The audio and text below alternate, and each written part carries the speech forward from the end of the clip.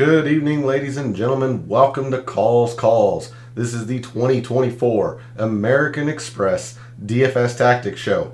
As the whole week has been, still feel a little bit under the weather. I do feel better, famous last words, but no worries. I have double the water ready for all of your questions, your lineup suggestions, all of that good stuff to dominate the weekend contests for the American Express for your DFS slates.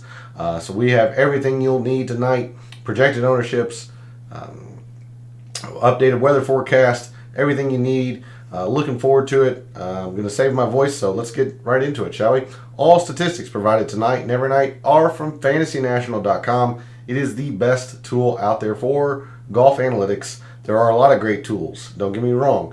I simply believe Fantasy National is the best. Go check it out. You will not regret it. In the description to the video, there are links to all of the social media. First off, my X and Instagram, where I post research every week on the PGA Tour. That came out yesterday around the previous 8 champions at the American Express. I only went back 8 years because that is the current rota of courses. That's when they took over in 2016. So if you want to see the weekly research that I do on the PGA Tour, then give me a follow at your preferred social media site, X or Instagram. X is also where I place my weekly betting cards and my player exposures for my DFS contests. That'll be no different. That comes out every Wednesday after the DFS Tactics show, so that'll come out tonight after the show. So if you want to see those pieces of information, give me a follow over at X. And then lastly, for social media, Gabe's handle is in the description. He writes a very good article called The Fringe. It's a very good way to start your week in preparation for the tournament at hand. And if you are a subscriber to his article, then you're going to be able to join us in his Substack chat. However, I know he has posted his thoughts into chat tonight, but I know he's not going to be able to make it at least to the show, or this show this evening. He might be able to make it a little bit later, as he is at a curling match. He's actually playing in a curling match. Again, go show Gabe some support. Follow him over on social media, subscribe to that article, and go wish him some good luck on rolling a different kind of rock than what we're used to talking about here on this kind of show. Hopefully he rolls it like Taylor Montgomery and not like Jason Duffner. But go show Gabe some support. Follow him over on social media. And usually, barring unforeseen circumstances, I will join him in his Substack chat every Wednesday after calls. And then lastly, we are live. Chat is open. Want to hear from you all. Who are you all targeting this week? What kind of wagers have you made? Who are you pivoting to, fading away from? I've already got the poll question typed up, so I will submit that into chat right after the intro. Would love to hear your all's thoughts on the chat question tonight. But any lineup questions, player decisions that you're trying to make, throw it in chat. Would love to be able to help you out or give you what I see in terms of an advantage or who you're trying to decide between. So let's figure out our strategies and our tactics for the 2024 American Express. And we are going to start over at the Super Forecast over on Windfinder. And my suspicion is that with us being in Hawaii the first 2 weeks, we just didn't get a Super Forecast. Because we clearly get one now that we are on the continental U.S. But as I mentioned, I have the poll question typed out. So the poll question for this evening, give or take a little bit, I had to fudge a couple of the numbers just to make it work. Which 9K player at or under 10% projected ownership are you most confident in? There is one player that's about 0.8% of percent above 10% according to Fantasy National, and then there's one kind of right at or a little above 10%. But As of right now, there are 4 players in the 9Ks that are under 10%. 9,600 Jason Day, 9,400 Sam Burns, 9,300 Tony Finau, and 9,200 Ricky Fowler. Which of those 4 players are you most confident in?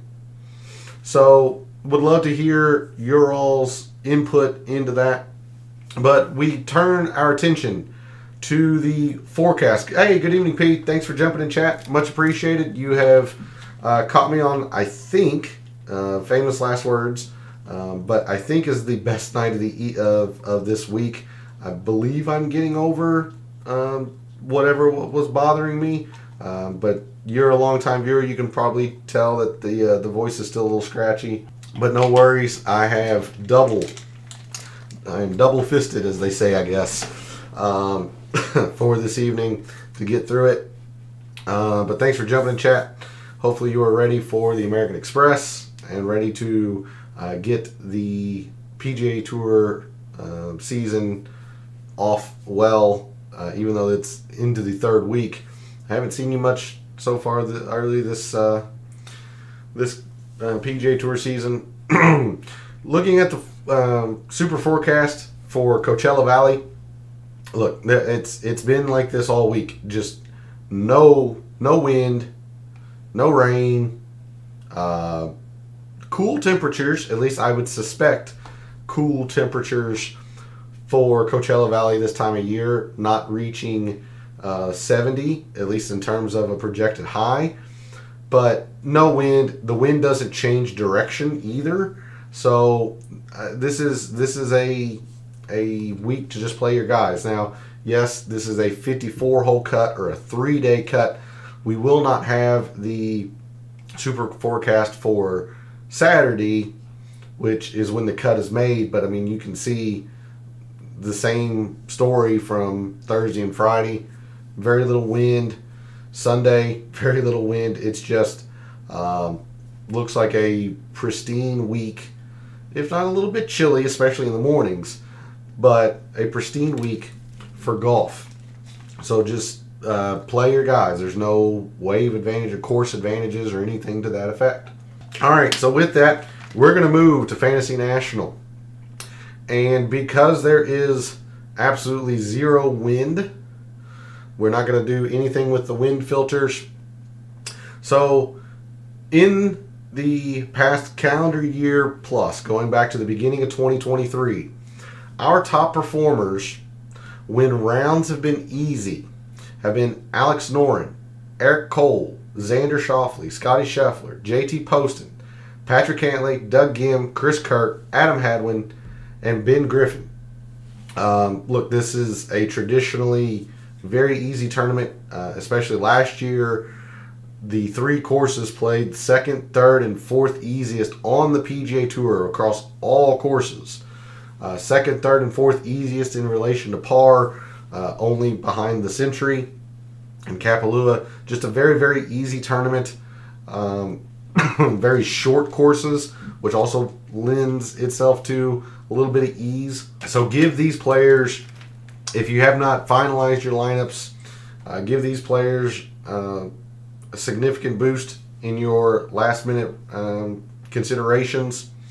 You know, moving on down a little bit here, Sung Jae, Stefan Jaeger, Bo Hostler, Dylan Wu, Ryan Palmer, Taylor Pendrith, Tyler Duncan, Tom Kim, Alex Smalley, Jason Day. There's your top 20 in terms of performance in rounds that were easy in 2023, plus 2 tournaments so far this calendar year.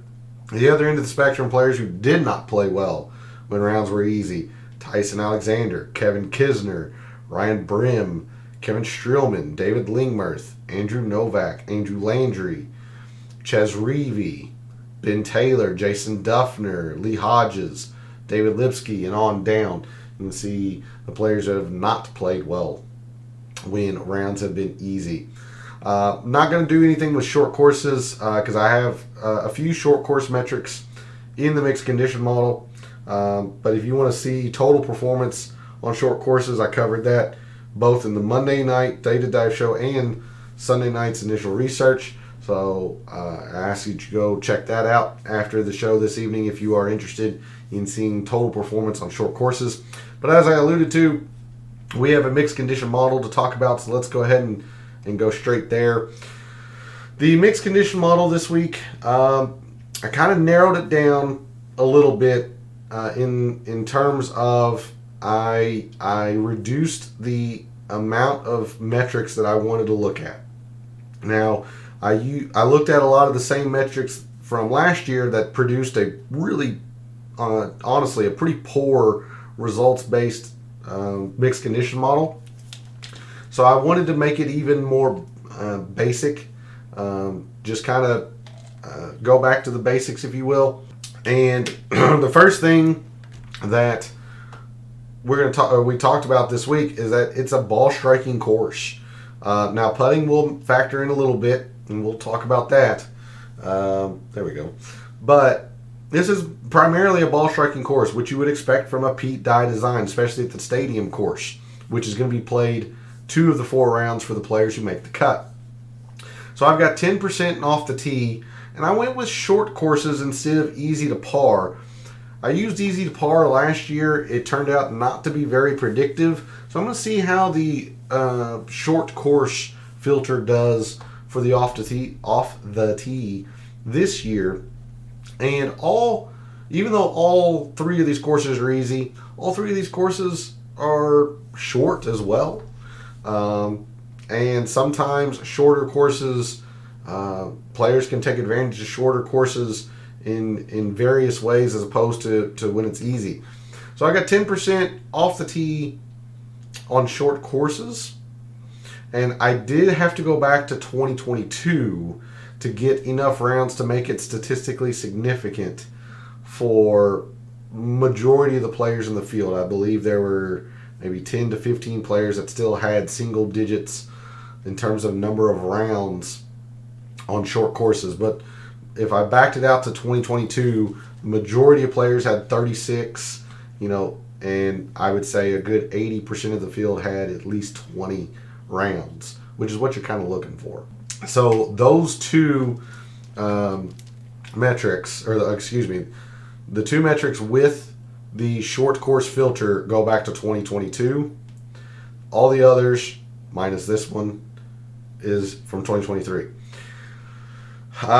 Standard 15% in strokes gained approach. You could absolutely argue to put 20% in here with the Pete Dye, but I do feel that there is a couple other things that I wanted to emphasize with the approach. So I felt like I had quite a bit in the ball striking, at least with the off the tee. So now 15% in approach. I didn't want to go enormous into the ball striking because we're going to have to do a little bit of putting and some other things. So 15% in approach. If anything, I think it could go to 20, but I wouldn't want to do too much more than that. 10% on putting on Poa Trivialis. And of course, we talked throughout the week of the courses that are Poa Trivialis. And as a reminder, those courses are Harbor Town, the host of the RBC Heritage, Innisbrook, host of the Valspar, Quail Hollow, host of the Wells Fargo. Of course, where we are this week, stadium course. We won't get putting data from the Nicklaus Tournament or La Quinta. The alternate courses or the Rota courses don't have ShotLink, but still including the stadium course, TPC San Antonio, TPC Sawgrass, and TPC Scottsdale. Those 7 courses, those 7 tournaments are are where the Poa Trivialis is on the PGA Tour.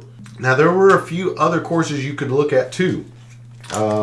If you could get data for Austin Country Club, in terms of the Dell Match Play, which is no longer on the schedule. That's why I did not include it. And Fantasy National doesn't have the Dell Match Play in its records since it's not a stroke play event. But if you were able to find some data around putting for the match play, that is also Poa Trivialis. The Zurich Classic, TPC Louisiana, has Poa Trivialis greens. That's not in Fantasy National because it's a team event. You'd have to go back quite a ways for single events or it being a solo event. But TBC Louisiana also has Poa Trivialis. So there are a lot of courses on the PGA Tour that have Poa Trivialis. 10%, and going all the way back to 2019, again, to get enough rounds to make it statistically significant for the majority of the players in the field. The biggest factor this week, which we've talked about all week, it's no real surprise considering how easy this course is. Its birdies are better gained, and using the filter when it's easy. Originally, I had 25% in here. I wanted to keep 25% in here. I did back it down to 20% because I wanted to emphasize one other statistic a little bit. So 20%, birdies are better gained when it's easy. Look, there are a few eagles here, but really, you gotta get all the birdies that you can. It was the biggest gap, biggest absolute value distance away from each other when we looked Monday night between birdies gained and bogeys avoided at the stadium course. It's bogeys be damned. Bogeys just don't happen often here, and they really kind of don't matter. Pars are not good scores here. Other than maybe the par threes, pars are generally not good scores here. You've got to go low. YouTube notifications have been working for me. Okay, I'll check that. Thanks, P. I don't know what goes on because I don't change my settings. So you and I could probably have a good long discussion about YouTube stuff in the background, but I don't change my settings, so I have to see if something changed or whatnot. But I appreciate you letting me know, P. I'll check on that after the show. 10% in greens. And again, this is another of the metrics, or the other metric that I use short courses. Greens were surprising to me a little bit when we went through the prior leaderboards and saw just how much they contributed to upper leaderboard or elite success. And it makes a little bit of sense in the fact that these greens are small. But when we dug into the data around the stadium course, compared it against other full field courses, looked at the specific data, it didn't really stand out. But it was hard to ignore the fact that I think, especially last year, every single player that finished in the top 25, I think it was, or 26, whatever the tie break was, were positive in greens. It's going to be a decent little factor, even though the course is short. The players shouldn't have too many long irons in. The greens are still small, so you don't have to miss by much to not hit the green. And these greens are pretty easy from everything that I have gathered from other pundits, if you will. And they're pretty easy to read. They're not difficult to putt. So it's imperative that you find the green. So that's why I've got 10% in greens gained on short courses. We, or at least I, usually don't talk about sand saves all that much. And this is a complete theft of a metric from Gabe. And again, I got this from his article that he writes every week at the beginning of the week, and he sends it out on Sunday. He had a very good note in his preview this week that these are some of the hardest sand traps. These are some of the hardest bunkers to play out of. Of course, the most famous one being the 19-foot deep ravine, basically, running along, I think it's the 16th, maybe it's the 18th. But this is just a complete take from his mixed condition model. So I will give the credit to Gabe there. 5% in sand saves gained. And then the rest of the mixed condition model, we talked about how for the par 3s and the par 4s, there didn't seem to be a specific range that mattered between them. So 10% in par 3s, and we're weighting the par 3s heavier than the par 4s because at every single one of these courses, the par 3s are generally the toughest holes on the course. The stadium course, the first, second, and third hardest holes are par 3s. I believe La Quinta, all 4 of the par 3s are in the top 7 or 8 in terms of difficulty. And the Nicklaus Tournament course, 3 of the 5 toughest holes are par 3s. So the par 3s are going to dictate who really plays well this week. I truly believe that. That's where pars are probably pretty good scores. That's where you're going to make up the ground if you are parring a bunch, is on the par 3s. But then we move to the par 4s. Look, majority of the par 4s fall from 350 to 4 and 400 to 450. But when we went into the data, like the 400 to 450 was only about 40% of the total strokes gained in par 4s. I just don't feel like that's enough weight in one specific range to single it out. So I only went with 5% in par 4s. You could argue to put 10% in here, but I really wanted to emphasize these par 5s. La Quinta. Every single par 5 at La Quinta measures to this range on the scorecard. Nicklaus Tournament course, 3 of the 4 par 5s fall into this range. Now the stadium course is slightly different. It only has 1 of the 4 measuring to this range, but you know, the players are still going to play those alternate courses 2 of the 4 days. These par 5s are prevalent, and I want to see who really plays these extremely short par 5s the best. So 15% in par 5s, 500, 550. Okay, that is the mixed condition model for this week. Some obvious weaknesses if things don't play the way I think. If around the green matters, I just don't think it will. If off the tee doesn't matter as much as I think it does, sure. With no wind, I do not expect bogey avoidance to matter. Maybe eagles gained could be a thing, maybe. But that's why I feel, you know, pretty confident to overload the percentage in birdies or better gained.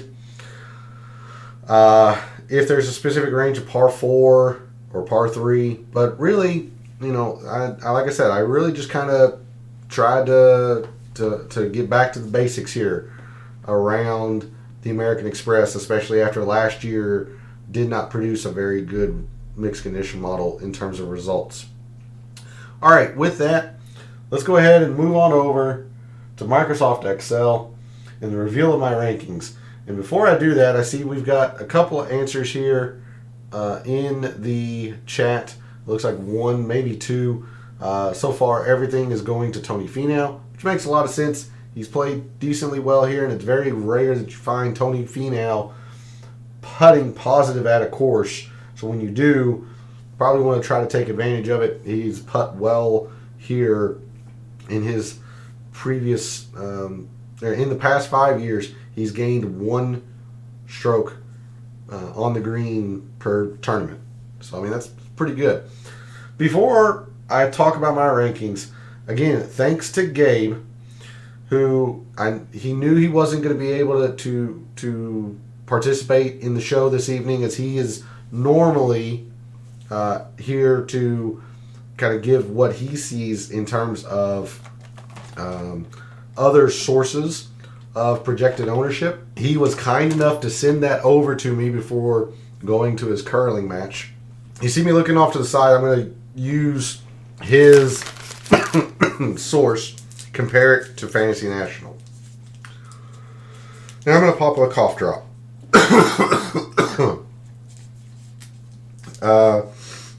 He is in Wisconsin. So not too far from your neck of the woods, Pete. Not too far from you at all. I think he's in Green Bay proper. I'm not confident on exactly where. I just know he's in Wisconsin. Dark match afterwards. I don't know. That I don't know. Okay, let's try to get through this show because I really thought I was feeling better, and my all this talking has me really scratching. All right, so the reveal of my rankings. Number 1 this week at the American Express is Xander Schauffele. Patrick Cantlay, number 2. Scotty Scheffler, Sung Jae, JT Poston rounded my top 5.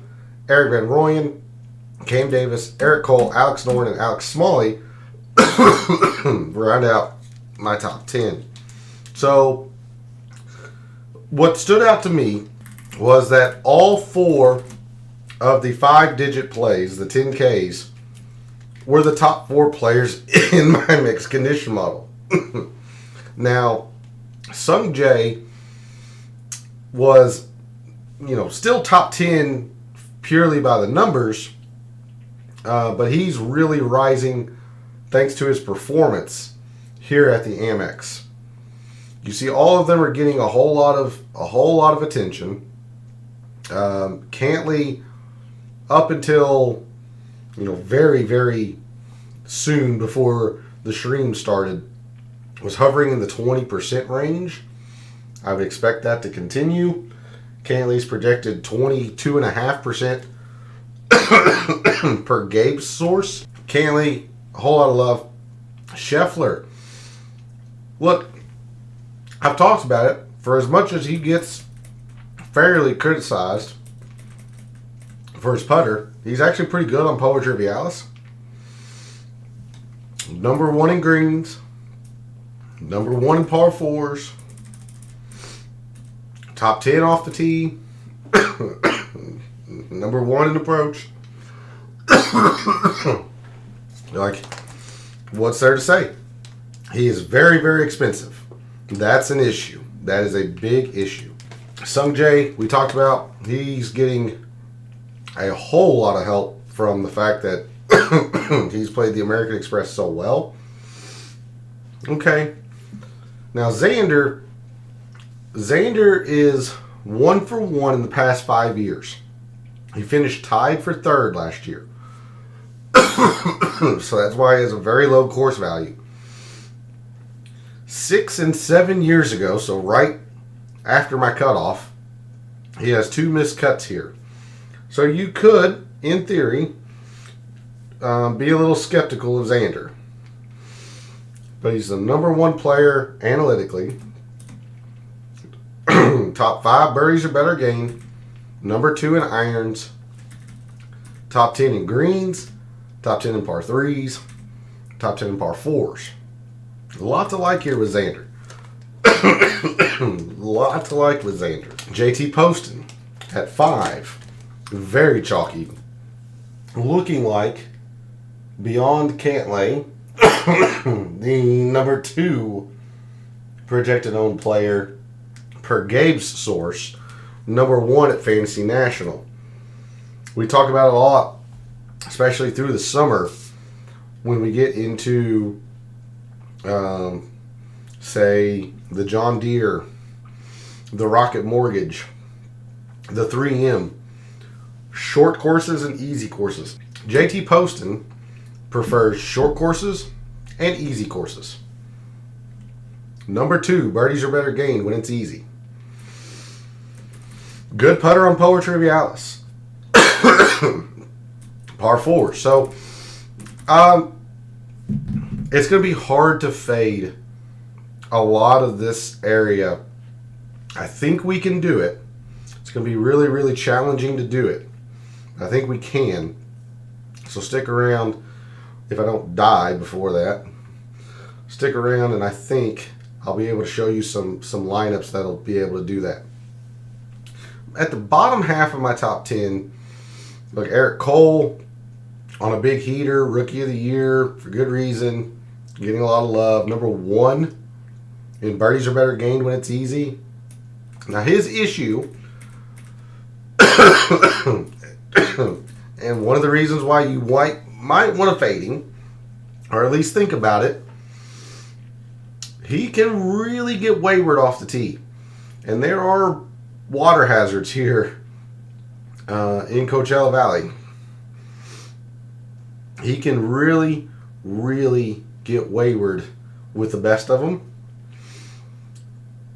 If he does it too much, he's going to take himself right out of the tournament.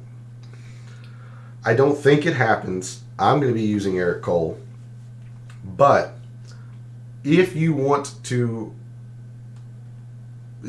reason to at least limit your use of him, you could bank on the fact that he can get wayward and play that narrative.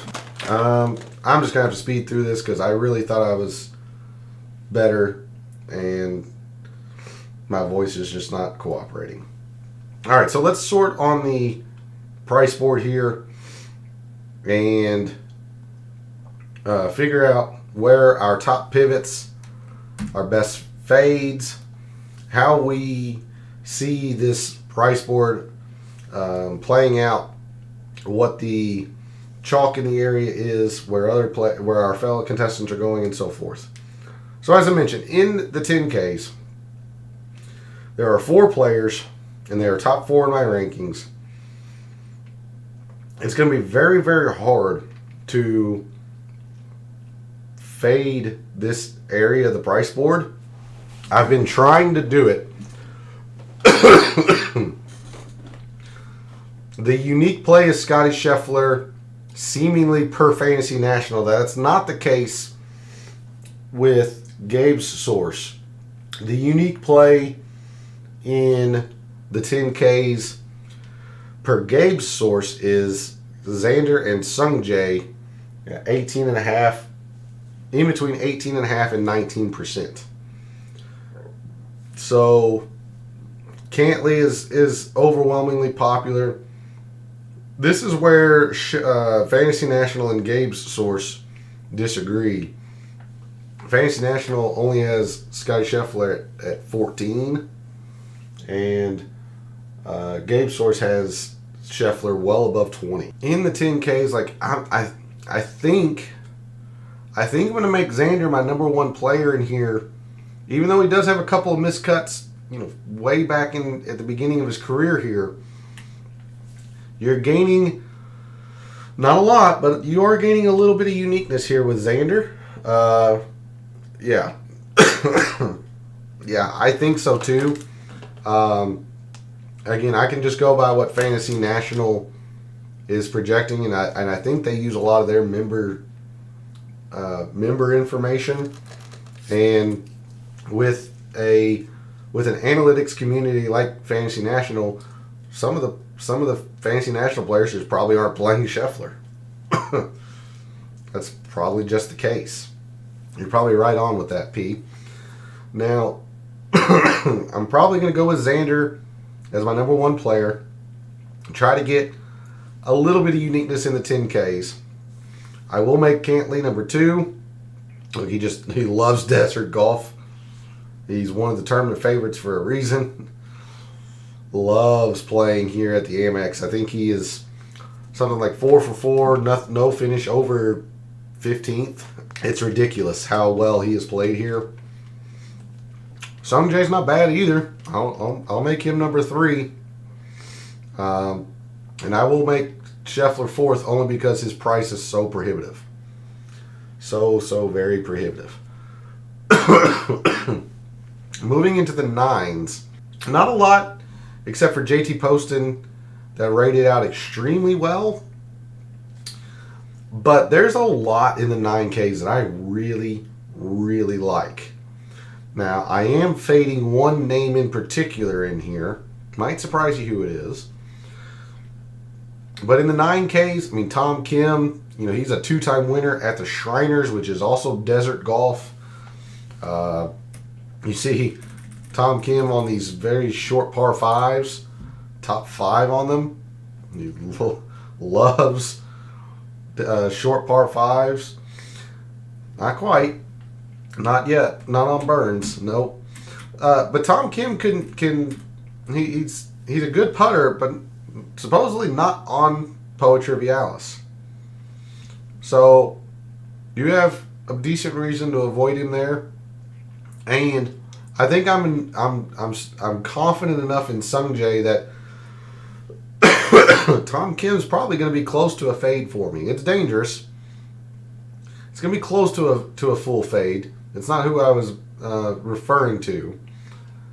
But I think I'm confident enough in Sung Jae, who is only 200 more. The problem is he's so much more widely projected owned. But I think I'm going to go try to stay away from Tom Kim. I like Jason Day. I do. I like Jason Day this week. I know the irons have been really bad. But look, he really likes it when it's easy. He's also good at these short par fives. I'm not too worried about the putter. Just not too worried about the putter on Poa Trivialis. I like Jason Day, and I like the fact that I'm getting him at 6%. Minwoo Lee, I think, will be fine. Although he has not played, at least on the PGA Tour, the Century or the Sony, I think he'll be fine. Just like Jason Day, his irons haven't been the greatest, but he's been very good on Poa Trivialis, a very small sample size, but he's been good on Poa Trivialis. We talked about how these sand, the bunkers are difficult to play out of. He's top 10 in sand saves. There's a lot to like with Minwoo, so I'll be using him, especially since Fantasy National has him at 10% or right at it. Gabe's source has Minwoo closer to 13%, 13 to 14. I like Sam Burns. Sam Burns is a name you'll see on social media a little bit later in regards to some wagers that I've made. Look, the irons have not been good. They've not been good. Surprisingly, he's not been good at going low when it's easy. So you would think Sam Burns is the fade around here, but you got one of the best putters on Poa Trivialis. Again, he won the Dell match play, which was on Poa Trivialis. This tournament often becomes a putting contest. You gotta like Sam Burns in a putting contest if he hits enough greens. It's not a guarantee he does that, but you gotta like Sam Burns in a putting contest. So I like Burns enough. Finau's good. Ricky. The player I'm fading in the 9Ks, I mean full fade, no question. Justin Thomas. I have no idea where his game is right now. He didn't qualify for the Century. Didn't play the Sony. Generally plays well when it's easy, but look at these poor metrics. He is not good, or he has not been good at these very short par fives. Putter on Poa Trivialis, sometimes the putter in general, not the greatest. Par threes, he hadn't been good. So I don't know if he needs to join Live, but if you watched the 2024 salary preview show that I had at the very end of December in preparation for this year, I mentioned that it could get worse for JT before it gets better. There is a further rock bottom than where he has been. So I know that's hard to fathom, but I mean, his buddy Jordan Spieth was at a whole lot lower of a spot than where JT is now. Ricky Fowler was certainly at a lot lower spot than where JT is now. I think JT eventually turns it around. He's way too talented of a player, but this could very well get worse before it gets better. So JT and Tom Kim, JT much more so, but Tom Kim as well, are my fades in the 9Ks. I'm going to use some Jason Day, even though he's rated pretty darn low. I just like the fit, and he played well here last year. Minwoo Lee should be fine. I'm going to use Sam Burns. If this turns into a putting contest, you're going to want Sam Burns. Very rare that you find of course, that Tony Finau putts well. He's putt well here. His 2 or 3 years that he's played here, like JT Poston, just this is right up JT Poston's alley.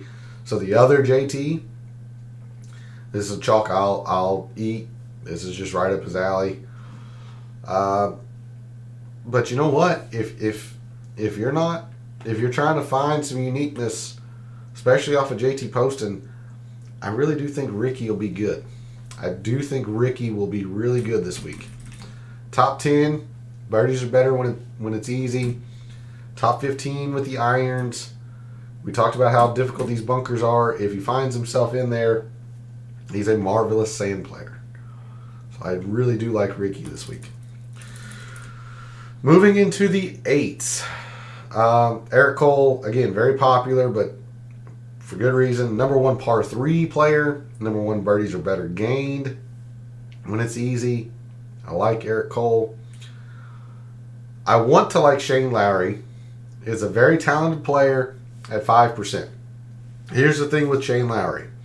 Like I talked with Matthew Fitzpatrick last week, and I ended up being correct. And I usually, I try to be fair and give myself credit when it's due, and I'm obviously not afraid to admit when I'm wrong. I was correct last week. I did not want any part of Fitzpatrick. He missed the cut. Same thing with Lowry this week. Lowry is much better when it's difficult. The American Express is not difficult. Shane Lowry is much better when it's windy. We saw the wind forecast. There's literal 0 wind throughout the entirety of the tournament, at least in the forecast. This does not feel like a Shane Lowry conditioned type event this week. So, even though he is 17th, I don't think I'm going to use Shane Lowry. It just doesn't feel good for him this week. Siwoo, okay. He wins a couple years ago here. But like I mentioned last week at the Sony, where he was the defending champ, he tends to struggle going low when it's easy. So, take that for what you will. He's been good off the tee, especially on these shorter courses. The putter's not awful. I just kind of just lukewarm on Siwoo. I'm surprised Cam Davis rated out as well as he did. So I'm going to be using a whole lot of Cam Davis. The chalky play in the 8Ks is Taylor Montgomery, as you can see here. And Gabe's source has him as the second highest projected owned player in the 8s, behind Eric Cole, which you could expect. Taylor Montgomery played extremely well here last year. I think he's going to play well too. I mentioned him last week at the Sony. Number 4 on Poa Trivialis. He's just a very good putter in general. He likes the surface, and he loves it when it's easy. So don't ignore Taylor Montgomery. But I'm going to go back on the bandwagon. I mentioned how I was a little lukewarm on Adam Hadwin last week. He was 10th in my rankings, and I didn't know how I felt about it. I feel much more confident with Adam Hadwin this week. Look, you see the course value. It's very, very good. This is another one of those players that loves desert golf. Top 10 when it's easy as well. Now, he will have to be a lot better at these short par 5s, but it hasn't prevented him from playing extremely well here in the past. Top 10 on Poa Trivialis. Hits plenty of greens, especially when it's short or on short courses. And he's a very good par 3 player, which is very important here at the American Express. I'm going to be using quite a bit of Adam Hadwin. If he does not play well, I will lose. The only other thing I'll say in the 8Ks, I said it with Will Zalatoris and Gary Woodland and Johnny Vegas and Adrian DeMont. I'll say it with Berger. Look, I will be late on him. Just show me that you're healthy. If I lose because of it, I accept that. I just want to see you be healthy for a little bit of an extended period of time before I jump back into using him. So I'll just lose, and I accept that. But what metrics he does have, very, very good, and he's always played well here as well. He's played well here as well. Top 5 in Poa Trivialis putting, hits plenty of greens. Like he should, if he were 100% healthy, he would be a very strong play. I just don't know where the health is. Moving into the upper sevens. I was all in on Alex Noren last week. He was a very disappointing, middling finish. He was, after Friday, I think he was inside the top 20, kind of lurking. He had a chance, and then just kind of stumbled through the weekend. When I say stumbled, he only shot like 3 or 4 under as opposed to 36 under, whatever people were doing last weekend. The metrics say he's going to be very good again here. I'm not nearly as confident this week on Noren as I was last week. A lot of the reason is the off the tee. I've got much more off the tee centric mixed condition model this week.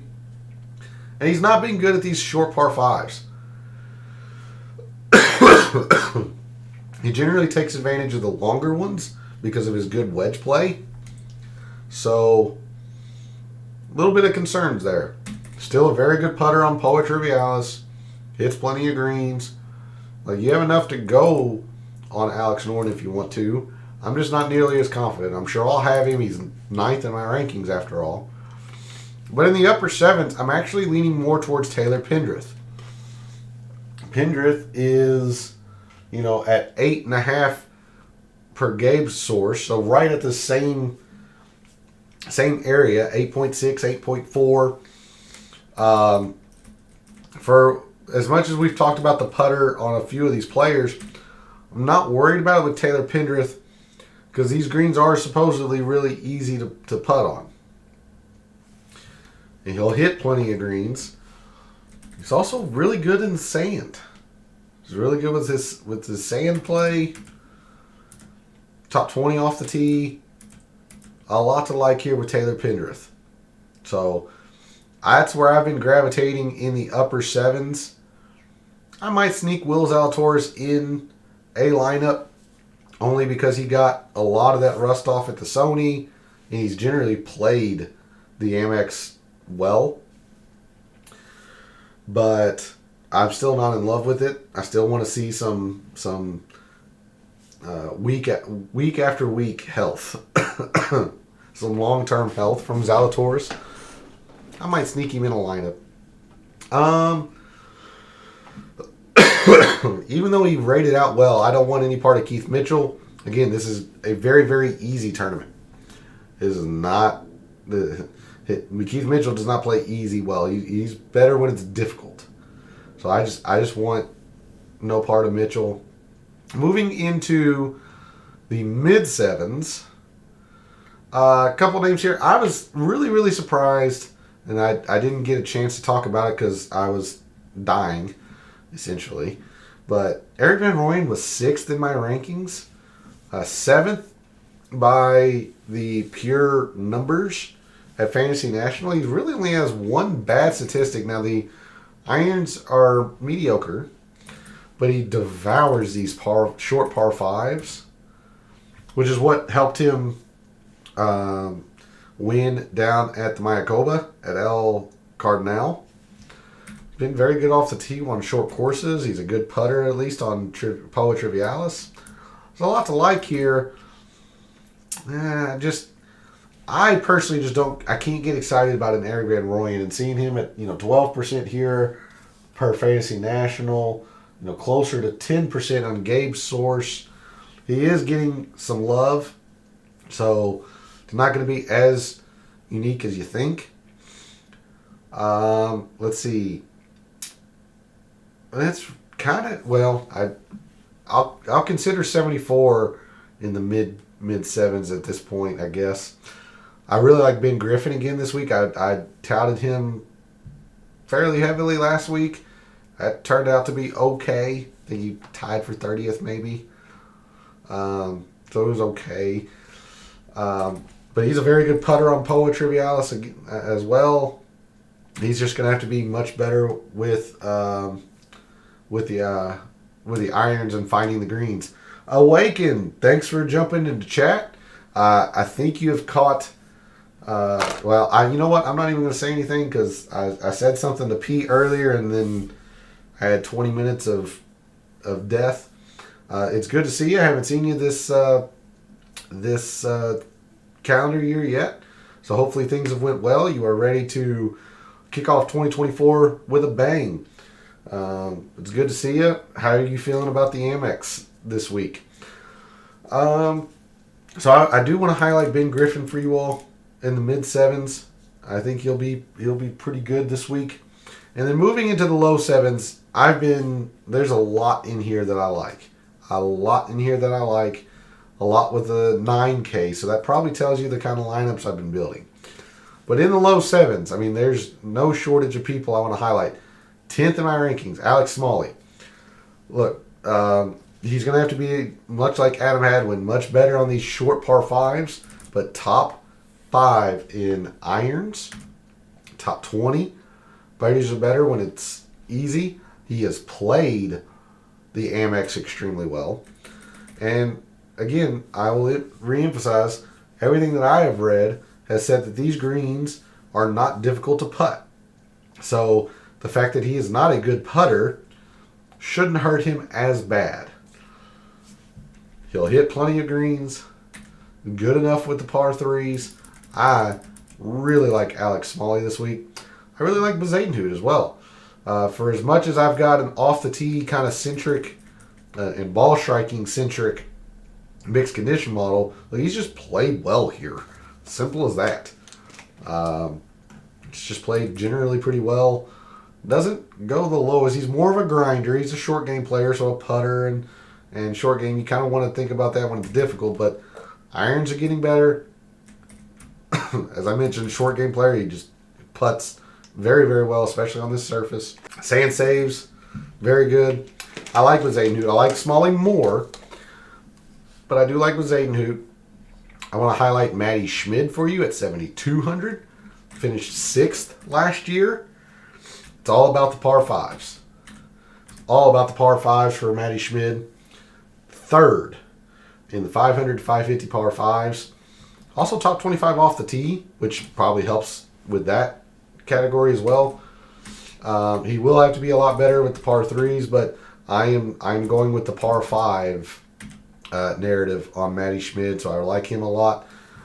I think people are getting introduced to Mathieu Pavone, very, very talented player from France who is now on the PGA Tour thanks to the DP World Tour exceptions or whatever. They're getting introduced to him. Worth a look. He's never played here, obviously, so you don't know if he'll take to the course, but a talented enough player. Look, I talk about it all the time. If a course is easy, just think about Ryan Palmer. I'm not even saying to use him, but just think about it. Loves easy courses. Destroys easy courses. Top 25. Birdies are better gained. He plays very well on these shorter par 5s. Now, the putter can be bad. I'll give you that. So, definitely would have to shore that up. But this is all based on the easy and how easy the Amex always is, that you want to take a pretty decent look at Ryan Palmer at 71. All right, normally I try to give you all some 6K plays. Look, no one in the community seems to be going in. Oh, actually, sorry, there is one more low 7. It's Patton Gazire. He is getting some love at 9%, but decent with these first 2 metrics here. Very good putter on Poa Trivialis, so also take a look at Patton Gazire. Now, in the 6, I try to always give you all some 6K plays, the mad scientist plays, if you will. not, at least not in Fantasy National, no one seems to be coming down into the 6Ks. And per Gabe's source, the highest projected ownership I see is like 4.5%. Doesn't feel like many of our fellow contestants are coming down into the 6Ks. So if you find somebody that you like, sure.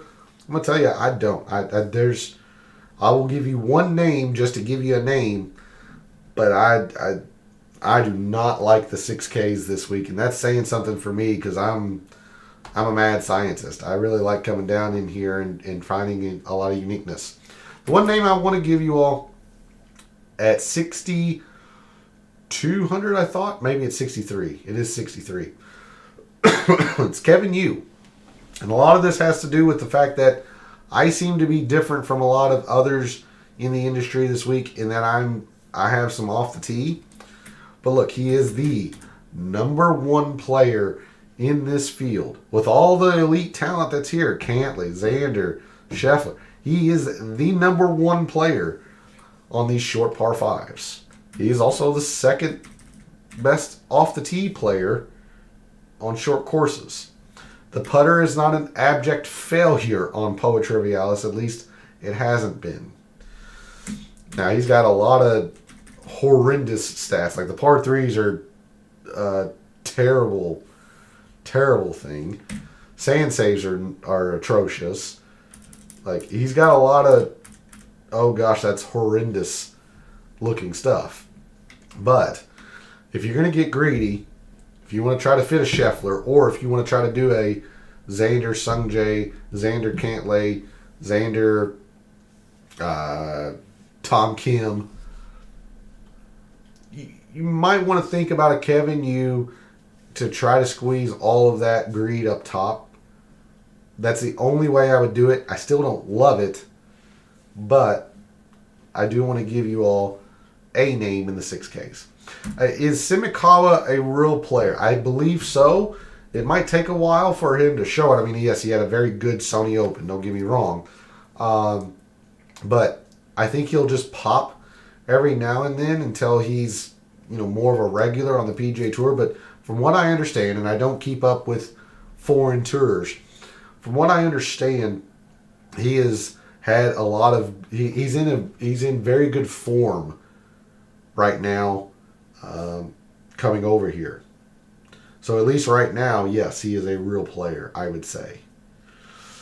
But good question. That's just something that I don't partake in trying to gather all foreign tour player stats. That would even make my head explode. All right, so there's a look at the price board. How I see, the fades and the pivots, where our fellow contestants seem to be gravitating. Let's start making some lineups. We're going to start with players, or for those who play tiers contests, and then move to classic in our GPP lineups. Any love Vegas in the 6Ks? It's the same thing with Will Zalatoris and Woodland and Berger. Show me prolonged health. Like, he missed the cut last week. He probably rated out a little bit higher for me because of the off the tee and the emphasis on ball striking.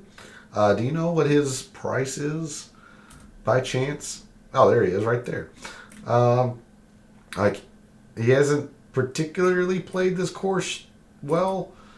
Yeah, I do like you like to see the number 2 in these short par 5s. Again, this is more so just show me health. I am more willing to be late on this type of player because I just don't know where his health is coming back from injury. Like, assumingly, the assumption is 100% healthy because he's playing, but we've seen that enough times where that's just not always the case. So it's going to have to be a fade for me, P, on Vegas, but that's only because it's just a hard stance I'm taking on those types of players right now. Because there's so many of them. Berger and Woodland and Zalatoris and Vegas. I actually kind of throw DeMont in there because he's getting a lot of hype.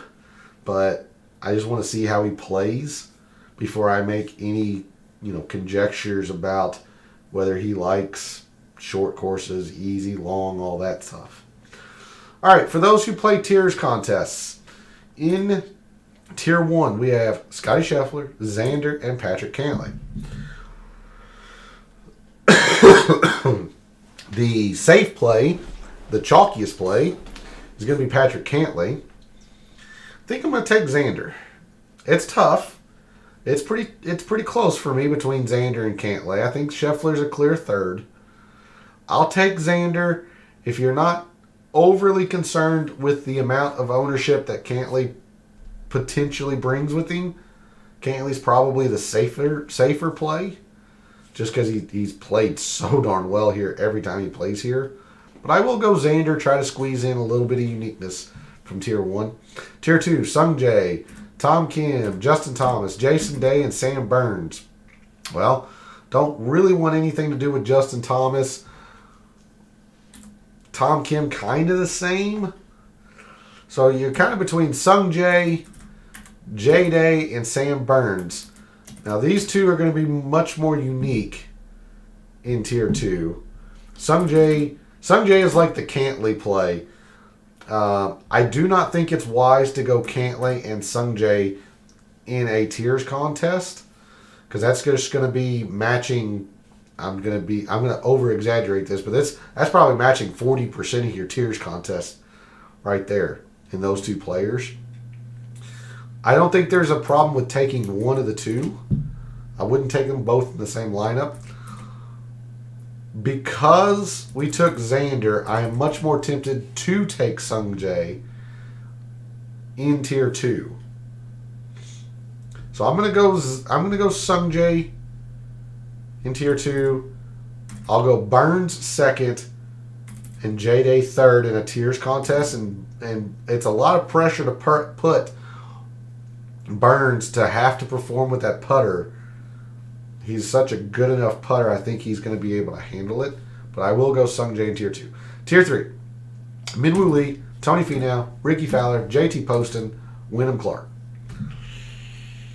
JT Poston's going to be the overwhelmingly chalky play like Sung Jae in the last tier. If you went Sam Burns or Jay Day, you are going to be able to take JT Poston. Because we took Sung Jae, it's out of the question.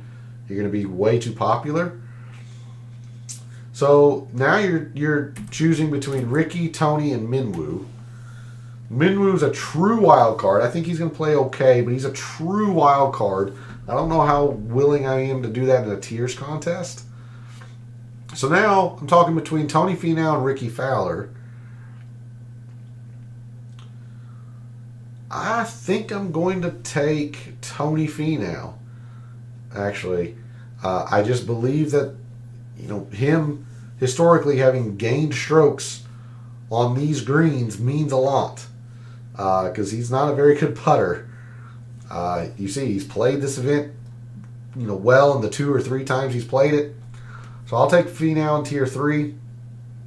Tier 4, yeah, you can just see that. Tier 4, Chris Kirk, Eric Cole, Shane Lowry, Siwoo Kim, Cam Davis, Adam Hadwin, Taylor Montgomery. Lots of good options in Tier 4. Lots of good options. Eric Cole, obvious. He's going to be very chalky, but good option. Actually don't like Shane Lowry for the reasons I talked about in Classic, or when we went through the price board, excuse me. Cam Davis, a little surprised he rated out so well. I think I'm going to go with Adam Hadwin just because of the quote safety or the comfort with desert golf. But I think Cam Davis is a reasonable decision. Taylor Montgomery is very reasonable. Eric Cole is, like I said, all of these are very good. But I'm going to go with Adam Hadwin, number 1. I'll go Cam Davis second, just for some more uniqueness. I'll go Eric Cole third, Taylor Montgomery fourth, and I like Taylor Montgomery, especially in tiers, but Tier 4 to me is just loaded. All right, Tier 5. Scroll up. All right, Akshay Bhatia, Daniel Berger, Andrew Putnam, Stefan Jaeger, Will Zalatoris, Alex Noren, and Bo Hostler. To me, this is a two-person tier only because I'm just not considering Berger for the same reasons I talked about Johnny Vegas a little bit ago. I just want to see prolonged health. So for me, it's between Andrew Putnam and Alex Noren. The metrics say to take Noren. Andrew Putnam's played so very well here. Despite the fact I have off the tee as prevalent as I do, or the ball striking as prevalent as I do in this mixed condition model, him still being, fairly high in these rankings, I'm thinking I'll probably take Andrew Putnam because I'm just not as confident as I was last week on Alex Noren. If you aren't scared about that, the metrics say Alex Noren should be really good. But give me Andrew Putnam in Tier 5. Finally, Tier 6, Chesson Hadley. Let's do one more. Chesson Hadley, Michael Kim, Ryan Palmer, Ben Coles, Grayson Murray, Doug Gim, and S.H. Kim. I think that's all of them. Yeah. For me, it's a pretty easy choice. I'll take Ryan Palmer just because I believe in his easy course performance historically. So I'll take Ryan Palmer, and it's not particularly close. So this tier's construction, gosh dang it. This tier's construction goes Xander, Sungjae. Where did we go here? I believe we went Tony Finau. Tier 4, we went Hadwin. Tier 5 was Putnam. Tier 6, and Ryan Palmer.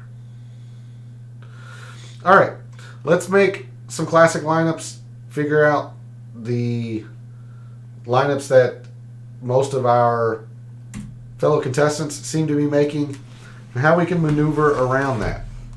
So if we're going to be trying to duplicate these very chalky lineups, we're going to have to start with a couple of the most obvious plays here.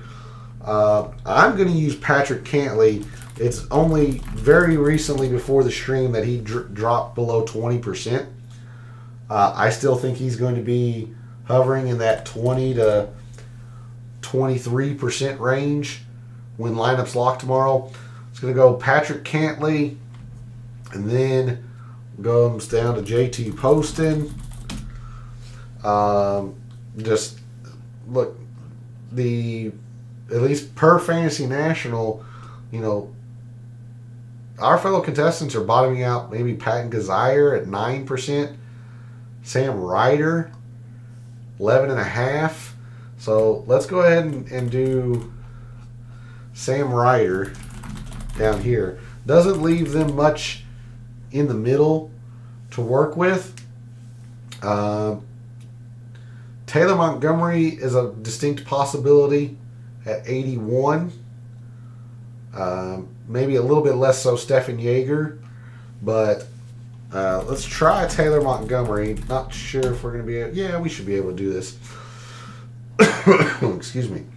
So, we have 7,400 per player. Eric Van Rooyen getting some attention, 11.5%. And then that would round out this lineup, 73. No one's getting a ton of attention at 73. It'd be Alex Smalley, so I'll have to throw him in there. It's not great. It's probably a little bit more someone a little bit more chalky, or maybe they move off of Cantlay to Sungjae. That would free up a whole lot of money for them, where they could go Eric Van Rooyen here and try like Stefan Jaeger. 15% matching in your big GPPs. This looks like a pretty darn common lineup construction, or shell, if you will. Moving around a little bit. Sungjae, Poston. Maybe it's Cantlay, Cole. That could be another option. Taylor Montgomery, Sam Ryder, Van Rooyen, in your mid to low sevens. Very, very rare do I think you're going to see any stars and scrubs, just because, at least per Fantasy National and per Gabe's source, like nobody's coming down into the 6Ks at all. You got Ryan Moore here at 5%.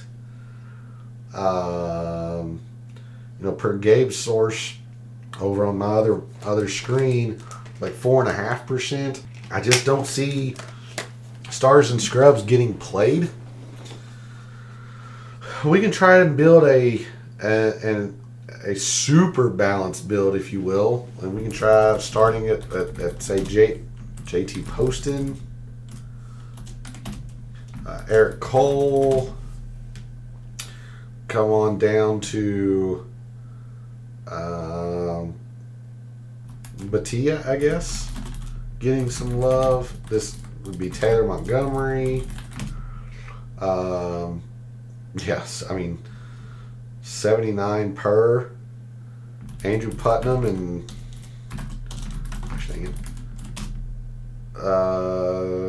dang, Yeager's 100 too much. So, we'll throw Van Rooyen in this. That leaves them 300 on the table. If we put Yeager in this, just understand it's going to be 100 over.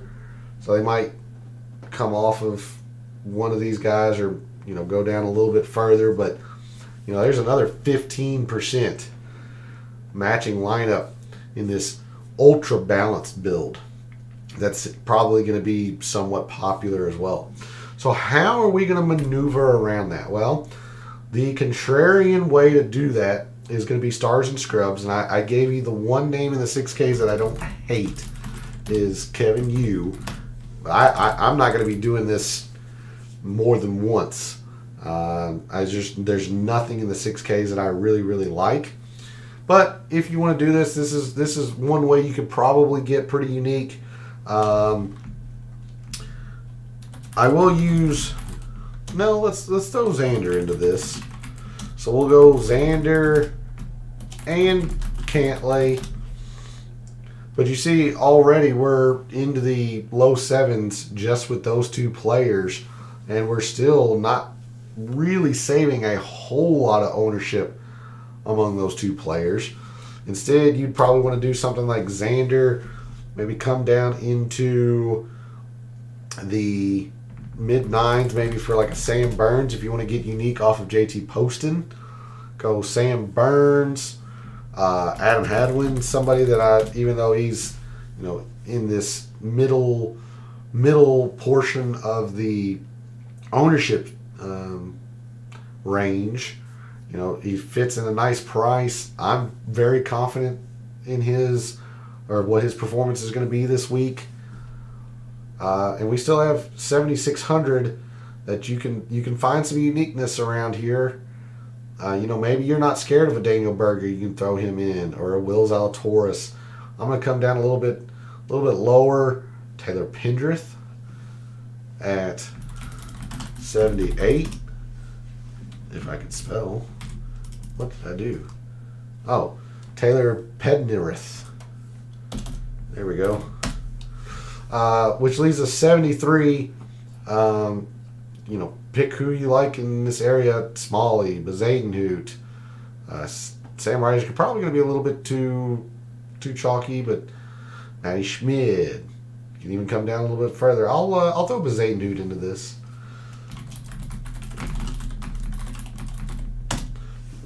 And there's your 50,000. Under 10%.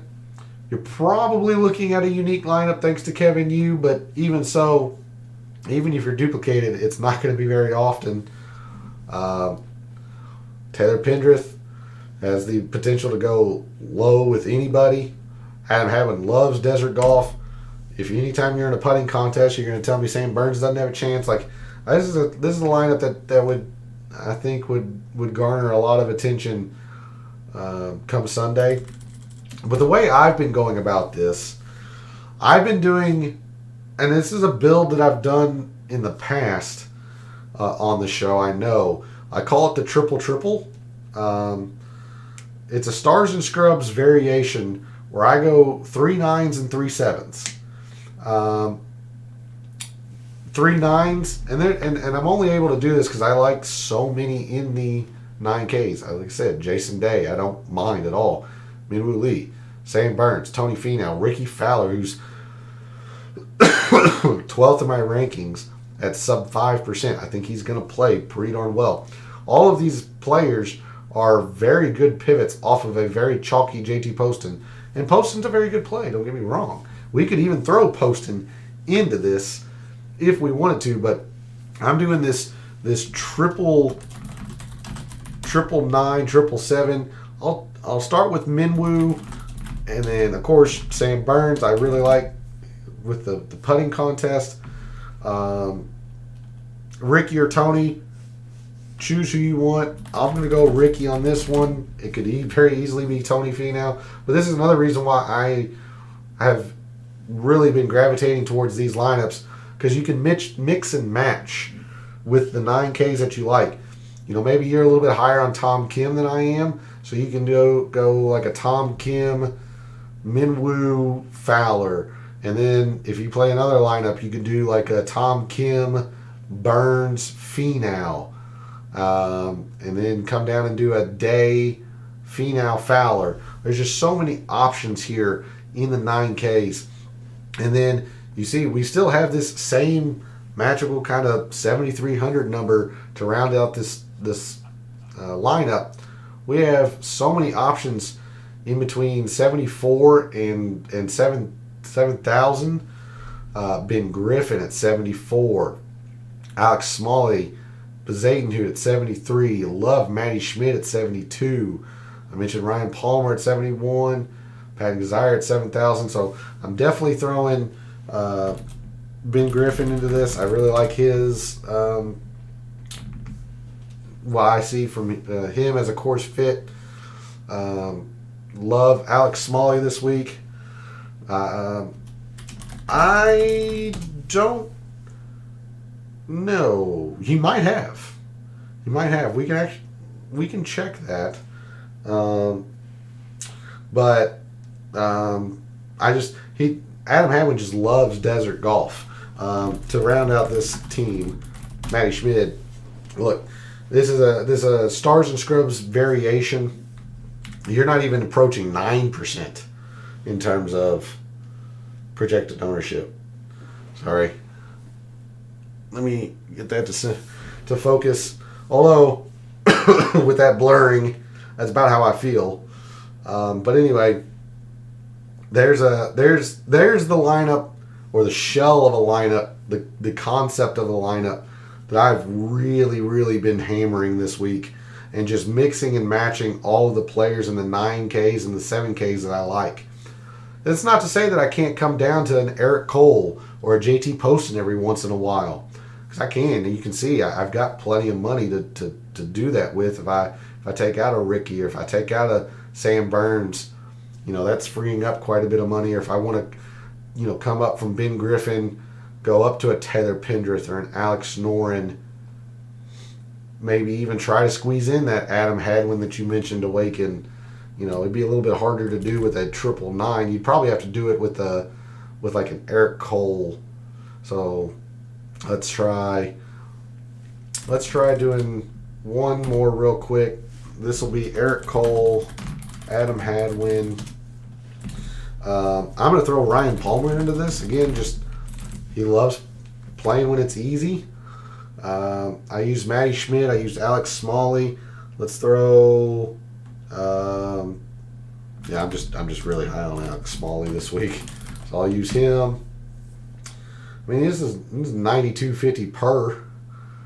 Like, we could actually come down into like putting JT Post into this might be a touch too popular. But you could go. Here's another option. Eric Cole, throw in Cam Davis into this, and now you got Sanjay. That's another interesting lineup. Little variation I can't call it the 999 and 777 anymore. But if you're more into the 8Ks, that's an option for you. But those are the kinds of lineups that I've been building. I will definitely be using a little bit of probably these three in my lineups. I'm very confident in Xander. Sungjae's played so extremely well here. Cantley's played so extremely well here. But for me to gain the uniqueness that I'm wanting to gain, I've been living in this area right here and just mixing and matching throughout most of my lineups. Whether that's going like J-Day, Burns, Fowler, J-Day, Minwoo Lee, Eric Cole, and then moving my way on down the price board. That's what I have for everybody. I can stick around for a minute or two. I've been going on for quite a while, and Awaken, you were fortunate that you missed it, but P had to suffer through the 20 minutes of me seemingly going to die with a coughing fit. So I apologize for all that in the middle of the show. I'm going to see, we have a couple of votes, one for J-Day, one for Tony Finau. Again, if you're watching live, I'd love to get your feedback on the poll question. Who are you most confident in? That is, quote, sub 10%. I had to fudge it a little bit to get 4 players in there. But I want to thank P and Awaken for jumping in chat. It was good to see you both. Haven't seen you much the beginning of this calendar year, so hopefully we're going to get your all's year started off well. Mine has started off pretty darn well. I hit Sepp Straka top European at Century. Russell Henley was my number 1 player last week. Would have got me a whole lot of money had he not had that very late bogey, but I used him in one and done. It set me up for a good week of success there, which, speaking of, I need to mention, one and done. I'm torn between Sungjae and Adam Hadwin. My initial gut feeling was to go Adam Hadwin for some uniqueness. And I think that's where I'm leaning, but I'm reserving my right to change that. But right now, my one and done selection, I'm waffling between Adam Hadwin and Sungjae. Good stuff. Loving the field this week. Yeah, this is a great field for the American Express. It's a great field. So thanks to you two for jumping in chat. Thanks to everyone else out there who tunes in, watches, listens, supports the channel by liking the videos, commenting, and subscribing. I always appreciate it, and putting up with me through weeks where I feel like crap and come on here and cough all over the place. So I apologize for that, but I love what I do. Trying to, taking an in-depth look at sports statistics, mainly golf and baseball statistics, trying to help us all win a little bit of money in the process. So for all of the wagers that you've made this week for the American Express, for all the DFS contests you play this week for the American Express, for this weekend and every weekend, may all your bets be profitable.